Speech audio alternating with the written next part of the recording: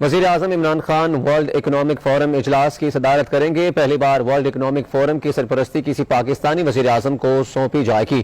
World economic forum کا اہم ترین ہنگامی اجلاس کا بدھ کو طلب کیا گیا اور وزیر اعظم ویڈیو لنک کے ذریعے ورلڈ اکنامک فورم کی صدارت کریں گے اور اس سے خطاب بھی کریں گے۔ مزید جان لیتے ہیں ٹکا خان ثانی سے۔ ٹکا خان ثانی، بتائے گا ایک اور اعزاز پاکستان کے حصے میں آیا؟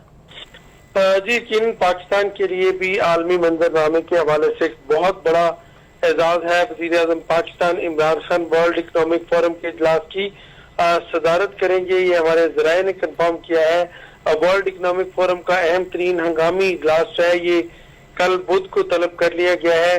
ورلڈ اکنامک فورم کے اجلاس کی سرپرستی کسی بھی پاکستانی وزیر اعظم کو پہلی مرتبہ سونپی جا رہی ہے۔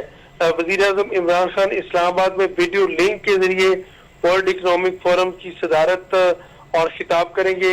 اس کے ساتھ ساتھ زمبابوے کی بھی اگرچہ وزیر اعظم ساتھ ہی ورلڈ اکنامک فورم کے اجلاس کی مشترکہ طور پر صدارت کر رہے ہیں، لیکن پاکستان کے لیے یہ بہت بڑے اعزاز کی بات ہے کہ کسی بھی ایشیائی وزیر اعظم کو، ایشیائی ملکوں کے وزیر اعظم کو یہ اعزاز حاصل ہو رہا ہے کہ وہ ورلڈ اکنامک فورم کی نہ صرف قیادت کر رہے ہیں بلکہ ایک کلیدی خطاب بھی کر رہے ہیں۔ یہ کرونا وائرس کے حوالے سے یقیناً ہنگامی اجلاس بلایا گیا ہے، جس میں ورلڈ اکنامک فورم میں وزیر اعظم عمران خان کرونا کی وبا کے مشکل وقت میں پاکستان نے جو اقدامات اٹھائے اس بارے آگاہ کرے گا۔ وزیر اعظم اپنے نقطۂ نظر بتائیں گے اور دنیا بھر کے سربراہان مملکت اور عالمی رہنما جو ہے، سربراہان حکومت اس میں شرکت کر رہے ہیں۔ وزیر اعظم عمران خان خطاب میں کرونا کی صورتحال پہ حکومت پاکستان کے ہنگامی اقدامات جو ہے اس سے بھی آگاہ کریں گے۔ احساس پروگرام کے تحت کمزور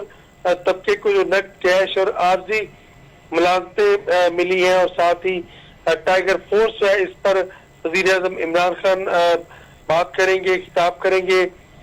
اس ساری مشکل کی صورتحال میں پاکستان نے کیسے اس پر کنٹرول حاصل کیا۔ وزیر اعظم عمران خان درخت لگانے کے لیے مزید جو 2 لاکھ نوکریاں دینے کے منصوبے پر بھی بات کریں گے۔ کرونا ریلیف ٹائیگر فورس کے 10 لاکھ رضاکاروں کے منصوبے کو دنیا کے بڑے فورم میں اٹھایا جائے گا۔ اس کے ساتھ ساتھ جو نئے چیلنجز ہیں پوری دنیا کی معیشت کو کرونا کے بعد، یقیناً وزیر اعظم عمران خان اپنی تجاویز اس پہ پیش کریں گے اور پوری دنیا کو اپنے تجربات سے آگاہ کریں گے۔ 60,000 نوکریاں پاکستان نے گرین نگہبان منصوبے کے تحت دی ہیں اور مزید 2 لاکھ نوکریاں دینے کا پلان ہے۔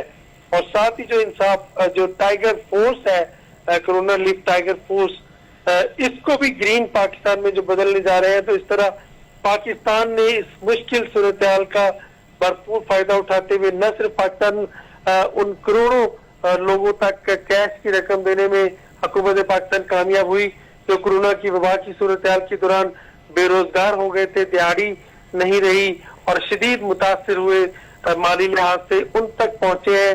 اور ساتھ ہی تعمیراتی انڈسٹری کے لیے وزیر نے پیکیج دیا اور ساتھ ہی لاک ڈاؤن کی صورتحال میں بھی جس طرح کے اقدامات پاکستان نے اٹھائے، یقیناً یہ پوری دنیا میں سراہا جا رہا ہے۔ اور خاص طور پہ اس صورتحال میں پاکستان جو درخت لگانے کے حوالے سے سر فہرست جا رہا ہے، یقیناً ایک ویڈیو بھی بہت بڑی شیئر کی گئی ورلڈ اکنامک فورم میں، جس میں پاکستان کو اپریشیٹ کیا جا رہا ہے اور یہ اپریسیشن ہی ہے کہ وزیر اعظم پاکستان کو ورلڈ اکنامک فورم کی سرپرستی سونپی جا رہی ہے۔ ویڈیو لنک کے ذریعے وزیر اعظم عمران خان کل وزیر اعظم ہاؤس سے اس فورم میں شریک ہوں گے اور اپنا کلیدی خطاب بھی کریں گے۔ جی ٹھیک، ٹکا خان ثانی، بہت شکریہ ہمیں اپڈیٹ کرنے کا۔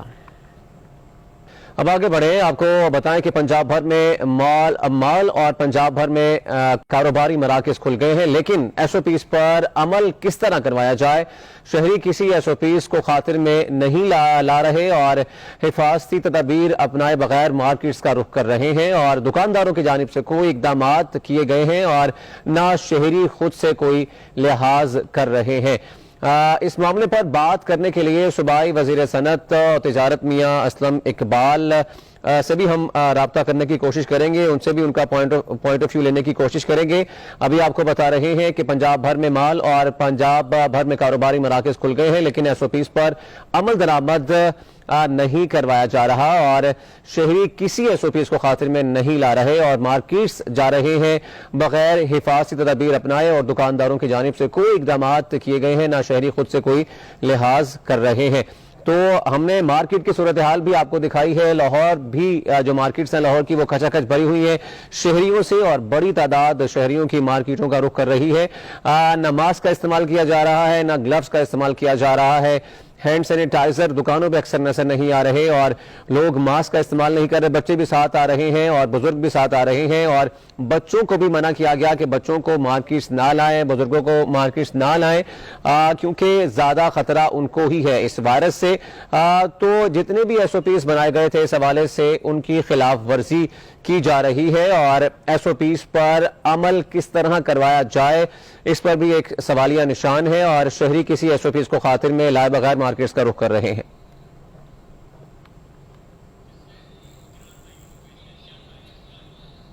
اور لاہور میں شادی ہال مالکان نے لاک ڈاؤن میں نرمی کے بعد شادی ہال بھی کھولنے کا مطالبہ کیا ہے, اور صوبائی وزیر صنعت و تجارت میاں اسلم اقبال سے میرج ہال ایسوسی ایشن کے وفد نے ملاقات کی اور اپنے مسائل سے آگاہ کیا ہے. وفد نے تمام ایس او پیز پر عمل درآمد کا یقین دلاتے ہوئے کہا کہ مشکلات کے ازالے کے لیے شادی ہالز میں تقریب کی اجازت دی جائے. مزید جان لیتے ہیں قرار ہمایوں سے. قرار ہمایوں بتائے گا کیا بات چیت ہوئی ہے؟ جی بالکل, صوبائی وزیر صنعت و تجارت میاں اسلم اقبال سے آج شاپنگ مالز کے بعد اب حکومت پنجاب میں جو ہے ان سے مطالبہ کیا گیا ہے کہ وہ صرف اور صرف جو ہے شادی ہالز جو ہیں ان کو کھولنے کی بھی اجازت دی جائے. تو شادی ہالز کھولنے کے حوالے سے جو میٹنگ ہوئی ہے اس کے اندر میاں اسلم اقبال نے واضح موقف دیا ہے کہ یہ کرونا وائرس کے صورتحال کے اندر ہم احتیاط کا دامن جو ہے وہ نہیں چھوڑ سکتے, اور شادی جیسے بڑے اجتماعات پر پابندی اٹھانے کا خطرہ وہ جو ہے وہ مول نہیں لیا جا سکتا. محدود افراد اور ایس او پیز کے ساتھ میرج ہالز کو کھولنے کی تجویز کا جائزہ لیا جا سکتا ہے, لیکن اس کی حتمی منظوری جو ہے این سی او کے جو اجلاس ہے وہاں پہ یہ معاملہ رکھا جائے گا. اور اس شادی ہال کے اندر جو ہے خاص طور پہ جب شادی کی تقاریب ہوں گی تو لوگوں کا میل جول زیادہ ہوگا اور افراد میں کرونا ایک دوسرے میں ٹرانسمٹ کرنے کی جو شرح ہے وہ زیادہ بڑھے گی. یہ جو صدر لاہور میرج شادی ہال جو ہے میاں الیاس نے وفد کی صورت میں ملاقات کی تھی اور یہی مطالبہ کیا تھا کہ شادی ہال انڈسٹری جو ہے وہ صرف اور صرف اوقات کار جو حکومت کی جانب سے ایس او پیز جاری کیے جائیں گے, ون ڈش کے حوالے سے جو ایس او پیز جاری کیے جائیں گے, ہم اس پر پوری طرح سے عمل درآمد رہیں گے. لیکن میاں اسلم اقبال نے یہ خاص طور پہ ان کو کہہ دیا کہ یہ معاملہ جو ان سے یہ اگلے مرحلے میں وہ اٹھایا جائے گا, اور کرونا کی پریشان کن صورتحال کے سامنے کی وجہ سے اس معاملے کے اوپر میں بذات خود فیصلہ نہیں لے سکتا. اس لیے این سی او سی کے اجلاس میں جو ہے یہ معاملہ جو ہے میں آگے اٹھاؤں گا, جس کے بعد حتمی طور پہ بتایا جا سکتا ہے کہ یہ شادی ہالز کھلیں گے یا نہیں کھلیں گے. جی ٹھیک, قرار ہمیں بہت شکریہ ہمیں اپڈیٹ کرنے کا. کرونا وائرس سے بچاؤ اور پھیلاؤ روکنے کے لیے چین سے حفاظتی سامان کی منتقلی جاری ہے, اور بیجنگ سے پاکستان ایئر فورس کا طیارہ طبی اور حفاظتی سامان لے کر پاکستان پہنچ گیا ہے. ذرائع کے مطابق 16 ٹن سامان میں 20 بایو سیفٹی کیبنٹ شامل ہیں, اور اس کے ساتھ ساتھ جبکہ 50 وینٹیلیٹرز اور 3 لاکھ ٹیسٹنگ کٹس بھی اس کا حصہ ہیں. آپ کو بتا رہے ہیں کہ کرونا وائرس سے بچاؤ اور پھیلاؤ روکنے کے لیے چین سے حفاظتی سامان کی منتقلی جاری ہے, اور بیجنگ سے پاکستان ایئر فورس کا طیارہ طبی اور حفاظتی سامان لے کر پاکستان پہنچ گیا ہے. سپریم کورٹ نے عید الفطر کی تعطیلات کا اعلان کر دیا ہے. عید کے موقع پر سپریم کورٹ پرنسپل سیٹ اور صوبائی رجسٹریاں 6 روز بند رہیں گی, جس کا نوٹیفیکیشن جاری کر دیا گیا ہے. اس حوالے سے بھی جان لیتے ہیں سلمان علی ایوان سے. سلمان, بتائے گا کیا نوٹیفیکیشن جاری کیا گیا ہے؟ جی بالکل, دیگر سرکاری اداروں کی طرح سپریم کورٹ کی جانب سے بھی عید الفطر کی تعطیلات کا اعلان کر دیا گیا ہے, اور جو نوٹیفیکیشن جاری کیا گیا ہے اس کے مطابق عید الفطر کے موقع پر سپریم کورٹ کی جو پرنسپل سیٹ ہے یعنی جو مین اسلام آباد کی جو برانچ ہے اس سمیت جو صوبائی رجسٹری ہے وہ 6 روز بند رہیں گی. سپریم کورٹ میں 22 مئی سے 27 مئی تک عید الفطر کی چھٹیاں ہوں گی, اور نوٹیفیکیشن کا اطلاق تمام رجسٹریز کے اوپر ہوگا. جی ٹھیک, سلمان علی ایوان بہت شکریہ ہمیں اپڈیٹ کرنے کا. مشیر پارلیمانی امور بابر اعوان کہتے ہیں حکومت نے آئینی طور پر پارلیمان کی کارروائی کے دن پورے کرنے کے لیے ایک بار پھر اجلاس بلانے کا فیصلہ کیا ہے۔ اجلاس طلب کرنے کے لیے اسمبلی آج صدر مملکت کو ارسال کی جائے گی۔ بابر اعوان کہتے ہیں اجلاس 5 جون شام 4 بجے طلب کیا جائے گا۔ یہ ملکی تاریخ کا طویل ترین میراتھن اجلاس ہوگا۔ دیکھیے، جو پاکستان کی پارلیمنٹ ہے اس میں سمبولیکلی اور کانسٹیٹیوشنلی دونوں طریقے سے بڑا اہم ہے کہ وہ دن اپنے پورے کرے۔ یہ آئینی تقاضا پورا کرنے کے لیے میں نے پرائم منسٹر عمران خان اور نیشنل اسمبلی کے اسپیکر سے بھی میں نے بات کر لی ہے، اور ہم سمری بھیج رہے ہیں۔ اب مشاورت ہماری منسٹری میں بھی میں نے کہہ دیا ہے، اس سمری کے مطابق 5 جون کو اجلاس شروع ہوگا، اور شام 4 بجے ہم کال کر رہے ہیں اس اجلاس کو پہلے کو، اور کووڈ-19 کو مد نظر رکھا جائے گا۔ اس سے پہلے ہم اپوزیشن سے جو ہاؤس بزنس ایڈوائزری کمیٹی ہے اس میں بات کریں گے۔ جو دوسری بات ہے کہ یہ پاکستان کی تاریخ کا غالباً سب سے لمبا میراتھن اجلاس ہوگا، جو 5 سے لے کے 13 اگست تک جاری رہے گا۔ اسی دوران بجٹ آئے گا، لیجسلیشن بھی کریں گے، اور ایک جو انٹائر منی لانڈرنگ ایکٹ ہے اس کے اندر جو امینڈمنٹ ہے وہ بھی ایک ہاؤس میں گئی اور دوسرے ہاؤس میں نہیں ہو سکی وقت پہ، اس لیے اس کو رکھنا پڑے گا، اور کچھ 1-2 اور بھی چیزیں ہیں جن کو رکھنا پڑے گا جوائنٹ پارلیمنٹری سیشن کے اندر بھی۔ تو یہ اجلاس آئینی تقاضا صرف دن پورے کرنے کا نہیں ہے، کام پورا کرنے کا بھی ہے کہ عوام کی امنگوں کے مطابق پارلیمنٹ قانون سازی اور آئین سازی اور فیصلہ سازی کرے۔ اس لیے کوئی سوال ہی پیدا نہیں ہوتا کسی طرح کی کوئی آئینی کوتاہی ہو یا کوئی آئینی خلا نظام میں چھوڑا جائے، اس کا سوال نہیں ہے۔